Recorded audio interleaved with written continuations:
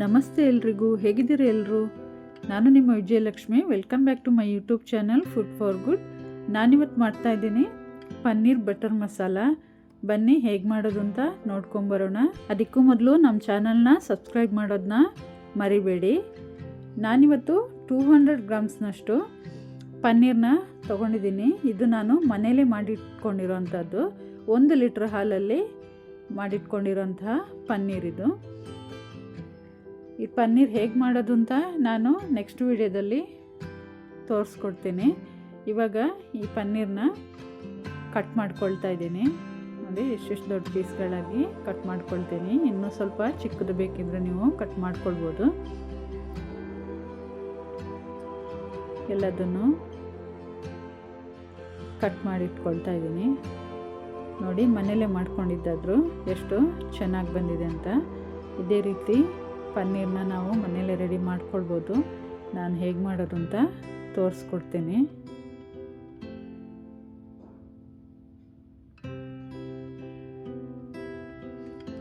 ಇವಾಗ stove on ಮಾಡಿಕೊಂಡು ಒಂದು ಮಣ್ಣಿನ ಪಾತ್ರೆನ ಇಟ್ಕೊಳ್ತಾ ಇದ್ದೀನಿ. ಅದಕ್ಕೆ ಒಂದು 3 ಟೊಮೆಟೊ, 3 ಗಡ್ಡೆ ಈರುಳ್ಳಿ ಈ ಥರ ಕಟ್ ಮಾಡಿ ಇಟ್ಕೊಂಡಿದ್ದೆ. ನೋಡಿ, ಇದನ್ನೆಲ್ಲ ಈ ಮಣ್ಣಿನ ಪಾತ್ರೆಗೆ ಹಾಕ್ಕೊಳ್ತಾ ಇದ್ದೀನಿ. ಹಾಗೆ 1 ಗಡ್ಡೆಯಷ್ಟು ಬೆಳ್ಳುಳ್ಳಿನ ಬಿಡಿಸಿಟ್ಕೊಂಡಿದ್ದೆ, ಅದನ್ನು ಹಾಕ್ಕೊಳ್ತಾ ಇದ್ದೀನಿ. ಹಾಗೆ 1 ಇಂಚಿನಷ್ಟು ಶುಂಠಿನೂ ಹಾಕ್ಕೊಳ್ತಾ ಇದ್ದೀನಿ. ಇನ್ನು 1 ಗಡ್ಡೆಯಷ್ಟು ಈರುಳ್ಳಿನ ಚಿಕ್ಕದಾಗಿ ಕಟ್ ಮಾಡಿ ಇಟ್ಕೊಂಡಿದ್ದೀನಿ, ಅದು ಆಮೇಲೆ ಬೇಕು. ಇವಾಗ ಇದಕ್ಕೇ 2 ಪಲಾವ್ ಎಲೆ, ಹಾಗೆ ಚಿಕ್ಕ ಪೀಸ್ ಒಂದು ಚಕ್ಕೆ, 2 ಲವಂಗ, 2 ಏಲಕ್ಕಿನ ಹಾಕ್ಕೊಂಡಿದ್ದೀನಿ. ಎಲ್ಲ ಹಾಕ್ಕೊಂಡಾದ್ಮೇಲೆ ಒಂದು ಸ್ವಲ್ಪ ಎಣ್ಣೆ ಹಾಕ್ಕೊಂಡು ಚೆನ್ನಾಗಿ ಫ್ರೈ ಮಾಡ್ಕೊಳ್ತಾ ಇದ್ದೀನಿ.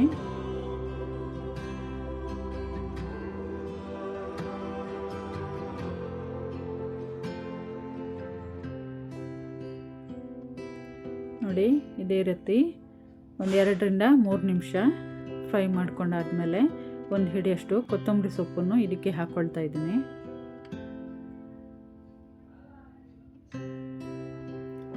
ಎಲ್ಲ ಹಾಕ್ಕೊಂಡು ಇನ್ನೊಂದು ಸಾರಿ ಚೆನ್ನಾಗಿ ಮಿಕ್ಸ್ ಕೊಡ್ತಾ ಇದ್ದೀನಿ. ಇವಾಗ ಇದಕ್ಕೇ 1.5 ಸ್ಪೂನಷ್ಟು ಅಚ್ಚ ಪುಡಿ,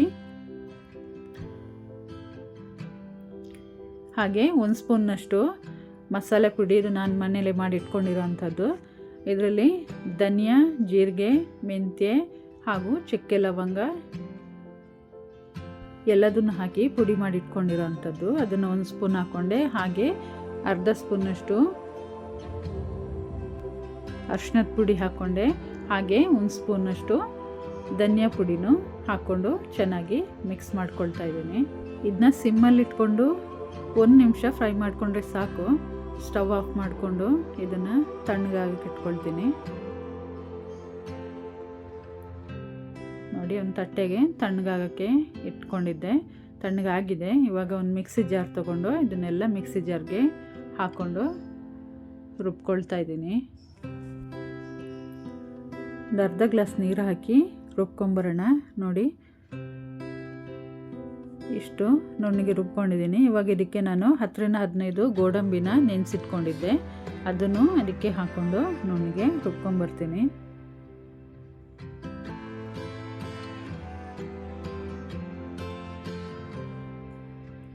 ಇವಾಗ ಸ್ಟವ್ ಆನ್ ಮಾಡಿಕೊಂಡು ಒಂದು ಬಾಣಲಿನ ಇಟ್ಕೊಂಡಿದ್ದೀನಿ. ಅದಕ್ಕೆ ನಾನು 1 ಪೀಸ್ ಬೆಣ್ಣೆನ ಹಾಕ್ಕೊಳ್ತಾ ಇದ್ದೀನಿ. ಇದು ಮನೇಲೇ ಮಾಡಿಟ್ಕೊಂಡಿರೋಂತಹ ಬೆಣ್ಣೆ. ಅದಕ್ಕೇ 1/4 ಸ್ಪೂನ್ನಷ್ಟು ಅಚ್ಚ ಪುಡಿ, ಹಾಗೆ 1/4 ಸ್ಪೂನ್ನಷ್ಟು ಉಪ್ಪನ್ನು ಹಾಕ್ಕೊಂಡು ಫ್ರೈ ಮಾಡ್ಕೊಳ್ತಾ ಇದ್ದೀನಿ. ಇದನ್ನು ಫ್ರೈ ಮಾಡಬೇಕಾದ್ರೆ ಉರಿ ಸಿಮ್ಮಲ್ಲಿ ಇಟ್ಕೊಳ್ಬೇಕು, ಬೇಗ ಸೀದೋಗುತ್ತೆ. ಅದಕ್ಕೋಸ್ಕರ ಇವಾಗ ನಾನು ಕಟ್ ಮಾಡಿ ಇಟ್ಕೊಂಡಿರೋಂತಹ ಪನ್ನೀರನ್ನು ಹಾಕ್ಕೊಳ್ತಾ ಇದ್ದೀನಿ. ಪನ್ನೀರನ್ನ ಹಾಕ್ಕೊಂಡು ನಿಧಾನಕ್ಕೆ ಈ ಥರ ಫ್ರೈ ಮಾಡ್ಕೊಳ್ಬೇಕು, ಸಿಮ್ಮಲ್ಲಿ ಇಟ್ಕೊಂಡು ಉರಿನ. 1 ನಿಮಿಷ ಇದು ಫ್ರೈ ಆದರೆ ಸಾಕು. ಇವಾಗ ಅದೇ ಪಾತ್ರೆಗೆ ಎತ್ತಿಟ್ಕೊಳ್ತಾ ಇದ್ದೀನಿ. ಇವಾಗ ಇದಕ್ಕೇ ಇನ್ನೊಂದು ಪೀಸು ಬೆಣ್ಣೆನ ಹಾಕ್ಕೊಳ್ತಾ ಇದ್ದೀನಿ. ಈ ಬೆಣ್ಣೆನೂ ಅಷ್ಟೇ ನಾನು ಮನೇಲಿ ಮಾಡಿಟ್ಕೊಂಡಿರೋ ಅಂಥದ್ದು. ನಾನು ಹೆಚ್ಚಾಗಿ ಎಲ್ಲ ಐಟಮ್ಗಳನ್ನೂ ಎಷ್ಟು ಸಾಧ್ಯನೋ ಅಷ್ಟು ನಾನು ಮನೇಲೇ ರೆಡಿ ಮಾಡ್ಕೊಳ್ತೀನಿ. ಪನ್ನೀರು, ಬೆಣ್ಣೆ, ತುಪ್ಪ, ಶುಂಠಿ ಬೆಳ್ಳುಳ್ಳಿ ಪೇಸ್ಟ್, ಹಾಗೆ ಮಸಾಲೆ ಪುಡಿಗಳು ಎಲ್ಲದನ್ನು ಮನೇಲೇ ಮಾಡ್ಕೊಳ್ಳೋ ಅಂಥದ್ದು. ಇದಕ್ಕೆ ನಾನಿವಾಗ ಈರುಳ್ಳಿನ ಹಾಕ್ಕೊಂಡು ಚೆನ್ನಾಗಿ ಫ್ರೈ ಮಾಡಿ ನಾನು ರುಬ್ಬಿಟ್ಕೊಂಡಿರೋಂತಹ ಮಸಾಲೆನೂ ಹಾಕ್ಕೊಂಡು ಫ್ರೈ ಮಾಡ್ಕೊಳ್ತಾ ಇದ್ದೀನಿ. 2-3 ನಿಮಿಷ ಈ ಮಸಾಲೆನ ಚೆನ್ನಾಗಿ ಫ್ರೈ ಮಾಡ್ಕೊಳ್ಬೇಕು, ಮೀಡಿಯಮ್ ಉರಿಲಿ ಇಟ್ಕೊಂಡು. ನಾವು ಸಾಧ್ಯವಾದಷ್ಟು ಎಲ್ಲ ಐಟಮ್ಗಳನ್ನೂ ಮನೇಲೇ ರೆಡಿ ಮಾಡಿಕೊಂಡ್ರೆ ಅದು ಆರೋಗ್ಯಕ್ಕೂ ತುಂಬ ಒಳ್ಳೆಯದು. ಹಾಗೆ ಕೆಮಿಕಲ್ ಎಲ್ಲ ಹಾಕಿ ಮಾಡ್ತಾರೆ ಅನ್ನೋ ಭಯ ಇರಲ್ಲ. ಹಾಗಾಗಿ ನಾನು ಸಾಧ್ಯವಾದಷ್ಟು ಐಟಮ್ಗಳನ್ನ ಮನೇಲೇ ರೆಡಿ ಮಾಡ್ಕೊಳ್ತೀನಿ.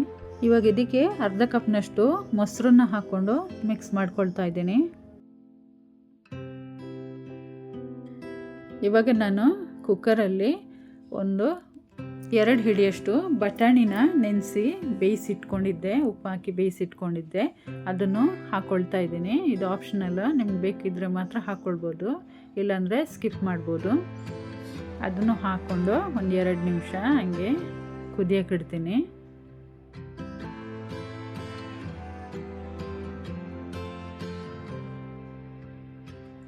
ನೋಡಿ 2 ನಿಮಿಷ ಕುದ್ದಿದೆ. ಇವಾಗ ಇದಕ್ಕೆ ನಾವು ಆವಾಗಲೇ ಫ್ರೈ ಮಾಡಿ ಇಟ್ಕೊಂಡಿರೋಂತಹ ಪನ್ನೀರ್ನ ಹಾಕ್ಕೊಳ್ತಾ ಇದ್ದೀನಿ.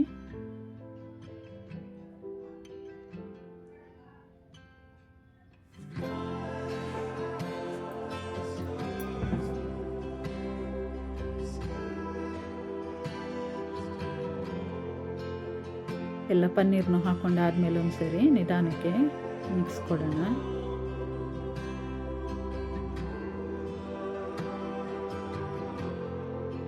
ಪನ್ನೀರೆಲ್ಲ ಹಾಕಿದ್ಮೇಲೆ 1 ನಿಮಿಷ ಚೆನ್ನಾಗಿ ಕುದಿಸಿ ಸಾಕು. ನೋಡಿ ಚೆನ್ನಾಗಿ ಕುದೀತಾ ಇದೆ. ಈ ಟೈಮಲ್ಲಿ ನಾನು ಒಂದು ಅರ್ಧ ಸ್ಪೂನಷ್ಟು ಉಪ್ಪನ್ನ ಹಾಕ್ಕೊಳ್ತಾ ಇದ್ದೀನಿ.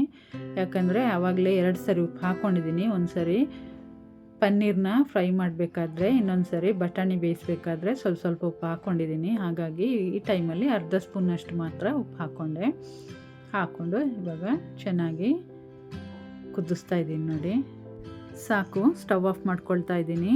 ನಮ್ಮದು ಪನ್ನೀರ್ ಬಟರ್ ಮಸಾಲ ರೆಡಿಯಾಗಿದೆ. ತುಂಬಾ ಟೇಸ್ಟಿಯಾಗಿ ತುಂಬಾ ಚೆನ್ನಾಗಿರುತ್ತೆ. ನೋಡಿ ನಾವು ಬಟಾಣಿನೂ ಹಾಕಿರೋದ್ರಿ ಇನ್ನೂ ಚೆನ್ನಾಗಿರುತ್ತೆ, ಒಳ್ಳೆ ಟೇಸ್ಟ್ ಕೊಡುತ್ತೆ. ಬಟರ್ ಪನ್ನೀರ್ ಮಸಾಲ ನೋಡಿ ಹೇಗೆ ಬಂದಿದೆ. ನೀವು ಇದನ್ನು ಖಂಡಿತ ಮನೇಲಿ ಟ್ರೈ ಮಾಡಿ ನೋಡಿ, ಹೇಗೆ ಬಂದಿದೆ ಅಂತ ಕಮೆಂಟ್ ಮಾಡಿ. ಇದೇ ಮೆಥಡಲ್ಲಿ ಬಟರ್ ಪನ್ನೀರ್ ಮಸಾಲನ ರೆಡಿ ಮಾಡಿ. ಈ ರೆಸಿಪಿ ನಿಮಗೆ ಇಷ್ಟ ಆಗಿದ್ದರೆ ಲೈಕ್ ಮಾಡಿ, ಶೇರ್ ಮಾಡಿ, ಹಾಗೂ ನಮ್ಮ ಚಾನಲ್ನ ಸಬ್ಸ್ಕ್ರೈಬ್ ಮಾಡಿ. ಪಕ್ಕದಲ್ಲೇ ಬರೋವಂಥ ಬೆಲ್ಲೈಕನ್ನು ಕ್ಲಿಕ್ ಮಾಡಿ. ಇದರಿಂದ ನಾನು ಹಾಕೋ ಎಲ್ಲ ರೆಸಿಪಿಗಳ ವಿಡಿಯೋಗಳದ್ದು ನೋಟಿಫಿಕೇಷನ್ ನಿಮಗೆ ಬರುತ್ತೆ. ಚಪಾತಿ ಜೊತೆ ಅಂತೂ ತುಂಬಾ ಚೆನ್ನಾಗಿರುತ್ತೆ, ಸಖತ್ತಾಗಿರುತ್ತೆ. ಖಂಡಿತ ಟ್ರೈ ಮಾಡಿ ನೋಡಿ. ಇನ್ನೊಂದು ಹೊಸ ರೆಸಿಪಿ ಜೊತೆ ಸಿಗೋಣ. Thank you.